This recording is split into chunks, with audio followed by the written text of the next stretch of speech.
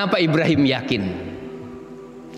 Karena Nabi Ibrahim menemukan sebab. Diulang, ini filosofis sekali. Karena Ibrahim menemukan sebab. Ibrahim menemukan sebab kehidupan. Dia bukan diberitahukan ini Allah dan Allah itu ada, buktinya ada yang diciptakannya. Kita menerima pengetahuan. Nabi Ibrahim bukan menerima pengetahuan, dia menemukan sebab. Kenapa ini hidup? Kenapa ada ini semua? Oh, matahari bukan, oh bintang bukan, oh bulan bintang, oh barangkali ini bukan. Dia katakan Allah tidak dilihat. Dia temukan dengan penuh keyakinan. Maka akhir dari perjalanan hidupnya apa? Inna salati wa nusuki wa mahyaya wa mamati lillahi rabbil alamin. Betul-betul dia menerima keyakinan dan menemukan sebab itu. Mengapa dokter sekali-kali ada salahnya ketika memberi obat?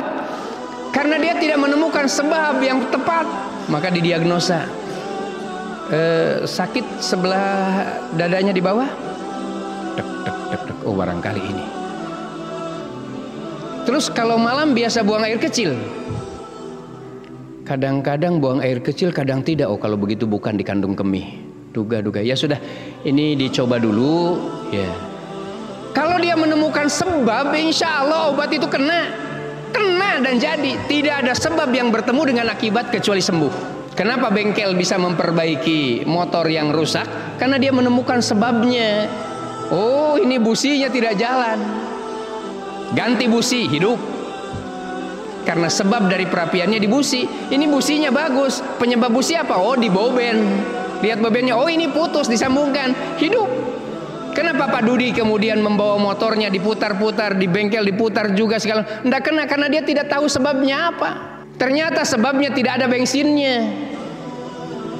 Kalau tahu sebabnya tidak perlu obeng, tidak perlu tang, tidak perlu kunci pas. Begitu ditahu sebabnya habis bensin, isi bensin. Antara sebab dengan akibat tidak akan pernah bertentangan. Kenapa hari ini orang tidak bertemu dengan Allah? Karena dia tidak ngerti Allah yang dimaksud itu penyebab kehidupan kah? Atau sebuah informasi biasa? Maka dia lalai kepada Allah karena dia tidak ngerti dengan Allah, karena dia tidak tahu kalau Allah penyebabnya, maka dia berani melawan Allah. Kalau dia tahu penyebab kehidupan ini, tidak akan berani dia lupa sama Allah, tidak akan berani melawan Allah. Ajilu bis salati qabla al-faut, tidak berani meninggalkan waktu sholat, tidak berani, tidak akan berani. Sekarang ada orang yang menunda waktu sholat, melepaskan sholat, tidak pakai Quran, tidak mencium anaknya, tidak menuntun anaknya, ya. Karena dia tidak ngerti apa yang menyebabkan sebab dari kebahagiaan.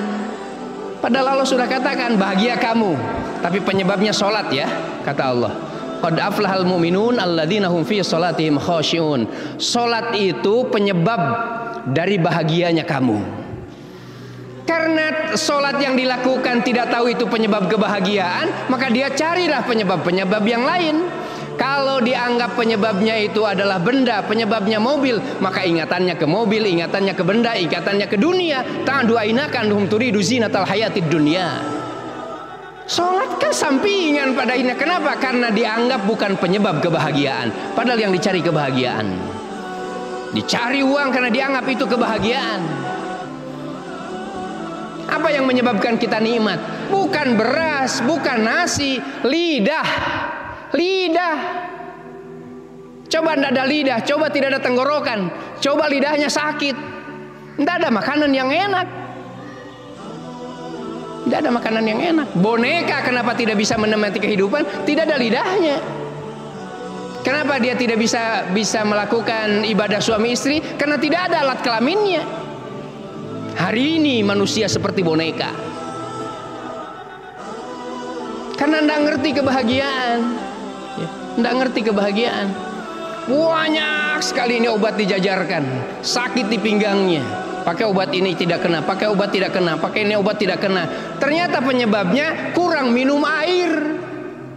Begitu air disedot, masya Allah, ginjal kemudian berterima kasih luar biasa. Dengan sendirinya obat tidak menjadi penyebabnya, hanya gara-gara air kering. Reduksi oksigen yang harus masuk di tempat itu kemudian habis, sehingga menyebabkan dia protes meminta air. Dikasih paracetamol, dikasih lagi ini, dikasih itu, kemudian diurut tambah sakit. Ternyata penyebabnya kurang minum. Begitu minum dikasihkan gitu. Tunggu dulu, saya lihat dulu. Oh, enggak usah ke sana Ustaz. Ustaz minum aja. Karena ditahu penyebabnya, Masya Allah. Kita ini kemudian menyampaikan kepada anak kita Allah itu ada. Kita juga mendapatkan Allah itu ada. Tapi kita tidak menangkap bahwa Allah adalah penyebab segalanya. Ibrahim menemukan sebab, maka kemudian Ismail menangkap juga sebab. Siti Hajar juga menangkap sebab. Maka Allah mengkaruniakan kebaikan orang yang menangkap sebab dari kebaikan Allah. Kalau tahu penyebab kebahagiaan itu sholat, tidak mungkin sholat ditinggalkan, dan tidak mungkin dia lupa dengan waktu sholat. Tidak mungkin. Sekarang kita nunda waktu sholat, kadang kemudian tidak sholat berjamaah. Bahkan ada orang yang berani meninggalkan sholat karena dianggap kebahagiaan itu ditentukan oleh dunia, ditentukan oleh motor, ditentukan oleh mobil, ditentukan oleh makanan. Maka itu yang diingatnya, hatta dalam keadaan sholat tidak ingat dengan apa yang menjadi penyebab hadirnya sholat untuk mencapai kebahagiaan. Malah kemudian dia membayangkan, sesudah sholat saya harus puas dengan makanan, sesudah sholat saya harus segera ke sini.